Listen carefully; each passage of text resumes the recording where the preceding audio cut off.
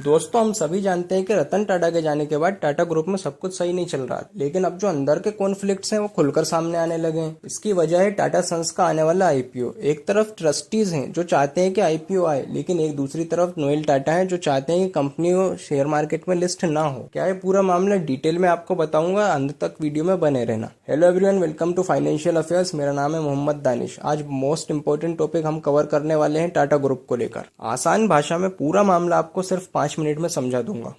सबसे पहले सबसे इम्पोर्टेंट चीज समझ लीजिए, वो है टाटा सन्स का शेयर होल्डिंग पैटर्न। अगर आपने ये समझ लिया तो आपको पूरा मामला आसानी से समझ में आने लगेगा। देखिए, टाटा सन्स जो है वो टाटा ग्रुप की 400 कंपनियों की मालिक है, जिसमें टाटा की हर छोटी से बड़ी कंपनी आती है। अब टाटा सन्स का मालिक कौन है, तो देखिए स्ट्रक्चर डिकोड करें तो सबसे बड़ा शेयर होल्डर जो है वो टाटा ट्रस्ट है। टाटा ट्रस्ट के पास इसकी 66% की हिस्सेदारी है, लगभग 66%, जिसके चेयरमैन अभी नोएल टाटा हैं। इसके बाद आता है शापोजी पल्लोंजी ग्रुप यानी कि मिस्त्री फैमिली, जिनके पास इसकी 18.4% की हिस्सेदारी है, लगभग 18.4%। और बाकी Tata group companies Tata Motors, Tata steel इत्यादि के पास लगभग इसका 13% का स्टेक है। इसे इंटरलॉकिंग होल्डिंग भी कहते हैं, जो कंपनी अपनी पेरेंट कंपनी में शेयर होल्डिंग लेके रखती हैं। अब इसके बाद आते हैं टाटा फैमिली और अदर्स पे, जिनके पास इसकी 2.6% की हिस्सेदारी है।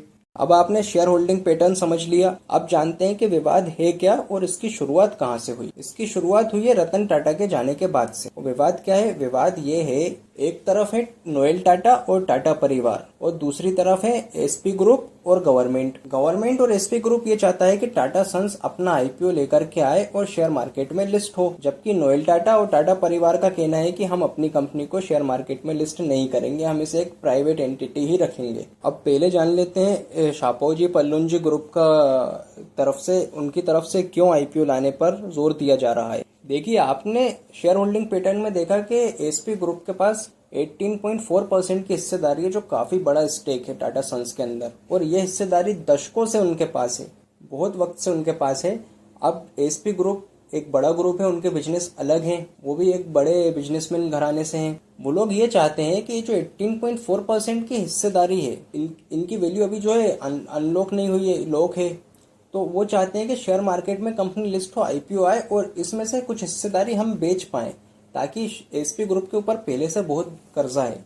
वो चाहते हैं कि ये हिस्सेदारी बेच करके हम यहाँ कर्जा चुकाएं, हमारी वैल्यू अनलॉक हो, इसलिए वो आईपीओ लाना चाहते हैं। दूसरी तरफ हम पॉइंट ऑफ व्यू देखते हैं नोएल टाटा का। वो क्यों आईपीओ लाने के पक्ष में नहीं है, वो क्यों नहीं चाहते कि कंपनी का आईपीओ आए? तो इसका सीधा रीजन है, वो नहीं चाहते हैं कि कंपनी अपनी जो है इतनी ट्रांसपेरेंट बने कि अपने जो फाइनेंशियल है और भी जो अंदर के मैनेजमेंट की जो बातें हैं वो बाहर लीक हों। मतलब वो ट्रांसपेरेंसी नहीं चाहते हैं, वो एक प्राइवेट एंटिटी बने रहना चाहते हैं। वो नहीं चाहते कि हम अपने फाइनेंशियल रिजल्ट वगैरह और जो भी मैनेजमेंट है उसे हम बाहर करें, मतलब बाहर करें से मतलब बाहर हम रिलीज करें कुछ। ये नोएल टाटा का पॉइंट ऑफ व्यू है। अब ये दोनों तो ठीक है, लेकिन गवर्नमेंट क्यों इसमें इतना दिलचस्पी ले रही है, क्यों चाहती है कि टाटा सन्स का आईपीओ आए? दरअसल आरबीआई ने नवंबर 2022 में सरकार को एनबीएफसीज की एक लिस्ट दी थी, जिसमें उसने 15 कंपनियों को आइडेंटिफाई किया था और सरकार को बताया था इन कंपनीज पर सबसे सख्त नियम लागू करने की उसकी मंशा है, क्योंकि इनका साइज और काम करने का ढंग देश की अर्थव्यवस्था के लिए बहुत महत्वपूर्ण है। अगर कल को इन कंपनी में कोई गड़बड़ी होती है और ये कोलैप्स होती है तो ये भारतीय अर्थव्यवस्था को बहुत बड़ा झटका दे देंगी। इसी वजह से आरबीआई ने सरकार से कहा था कि ये सारी कंपनी आईपीओ लेकर के आए। इनमें से कई सारी कंपनियां पहले से लिस्ट हैं, आप अपनी स्क्रीन पर इन कंपनियों के नाम देख सकते हैं, और बाकी जो बची हुई हैं उनको आईपीओ लाने के लिए कहा गया था। सितंबर 2025 तक की डेडलाइन दी गई थी, ताकि ट्रांसपेरेंसी आए और इन पर नजर रखना आसान हो। इसी वजह से सरकार चाहती है कि टाटा सन्स अपना आईपीओ लेकर के आए। हालांकि टाटा सन्स ने जो है डी रजिस्ट्रेशन के लिए अप्लाई किया है इस लिस्ट से निकलने के लिए, लेकिन अभी तक आरबीआई ने इसे इस लिस्ट से नहीं निकाला है। हालांकि टाटा सन्स कोशिश कर रही है कि वो अपने आप को इस तरह रिस्ट्रक्चर करें कि अपना कर्जा खत्म करके वो आरबीआई की अपर लेयर लिस्ट से बाहर निकल जाएं।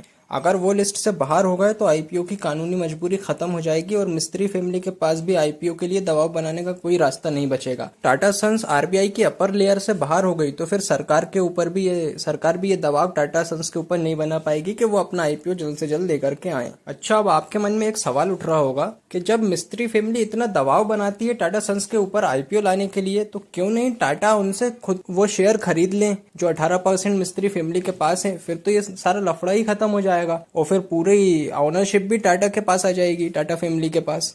फिर तो वो लोग आईपीओ लाने के लिए बोलेंगे ही नहीं। देखिए, अगर नोएल टाटा या टाटा ट्रस्ट उन शेयरों को खरीद लें तो मिस्त्री फैमिली का हिस्सा ही खत्म हो जाएगा और आईपीओ का दबाव भी नहीं रह जाएगा।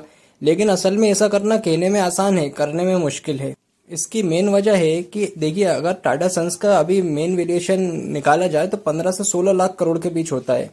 और अगर हम 18% हिस्से की बात करें तो उसकी कीमत लगभग 2.5 लाख से 3 लाख करोड़ के बीच में बैठती है। नोएल टाटा या टाटा ग्रुप के बाकी कंपनी किसी के भी पास इतना स्पेयर कैश नहीं है कि वो इतनी भारी रकम एक साथ दे सके। दूसरी बात यह कि टाटा ग्रुप इतनी हाई प्राइस देने को तैयार नहीं होगा। दोनों के बीच फेयर वैल्यू को लेकर कभी भी बात नहीं बनी है। मिस्त्री फैमिली का कहना है कि उनका हिस्सा लगभग 2 लाख करोड़ से ज्यादा का है, जबकि टाटा की वैल्यूएशन हमेशा उनसे कम ही रहती है। अब आप ये सोच रहे होंगे कि मिस्त्री फैमिली ये अपना हिस्सा बाहर क्यों नहीं बेच देता, जैसे कई बड़े इंस्टीट्यूशन है, ब्लैक रॉक है, ब्लैक स्टोन है और फिर सॉफ्ट बैंक है, वो तो ये हिस्सा लेने के लिए हमेशा तैयार रहेंगे। तो मिस्त्री परिवार उनको अपनी हिस्सेदारी क्यों नहीं बेच देता? तो टाटा सन्स उन्हें वो शेयर बाहर बेचने ही नहीं देता, right of first refusal rule की वजह से। देखिए, right of first refusal rule क्या है कि ये कॉर्पोरेट वर्ल्ड का एक आसान नियम है जो किसी भी शेयर होल्डर को मनमर्जी से शेयर बेचने से रोकता है। टाटा सन्स के केस में भी मिस्त्री फैमिली के लिए सबसे बड़ी रुकावट यही है। अब इसको एक आसान उदाहरण से समझाता हूँ। मानिए आप और आपका दोस्त एक पुरानी कार के पार्टनर हैं। आप अपना हिस्सा बेचना चाहते हैं और आपको बाहर से कोई 10 लाख रुपए का बायर मिल गया। लेकिन अगर आपके एग्रीमेंट में ROFR क्लोज है तो नियम ये कहता है कि आप सीधे बाहर वाले को ये कार नहीं बेच सकते। पहले आपको अपने दोस्त के पार्टनर के पास जाना होगा, मतलब जो दोस्त आपका पार्टनर है उस कार में, उसके पास जाओगे आप और उसे बताओगे कि भाई मुझे 10 लाख का बायर मिल गया है, क्या तुम इसी कीमत पर मेरा हिस्सा खरीदना चाहोगे? अगर आपका दोस्त कहता है हाँ, तो आपको उसे ही बेचना पड़ेगा। अगर वो मना करता है तभी आप बाहर वाले को बेच सकते हो। लेकिन टाटा सन्स के केस में क्या होता है कि इतनी भारी वैल्यूएशन देने को कोई बाहरी इंस्टीट्यूशन भी तैयार नहीं होता है। इस वजह से जो है ये सब कुछ, ये पेच यहाँ पे फंसा हुआ है। उम्मीद है कि अब आपको पूरी पिक्चर समझ में आ गई होगी कि क्यों एसपी ग्रुप आईपीओ के लिए इतना जोर लगा रहा है और क्यों गवर्नमेंट आईपीओ के लिए इतना जोर लगा रही है। कमेंट में बताइए आपको इस पूरे मामले को लेकर आपके मन में क्या ख्याल हैं, वो हमें कमेंट में बताइए। और ऐसे ही डीप रिसर्च के लिए हमारे चैनल फाइनेंशियल अफेयर्स को सब्सक्राइब कर लीजिए। मिलते हैं अगली वीडियो में, जब तक के लिए हैप्पी ट्रेडिंग, हैप्पी इन्वेस्टिंग।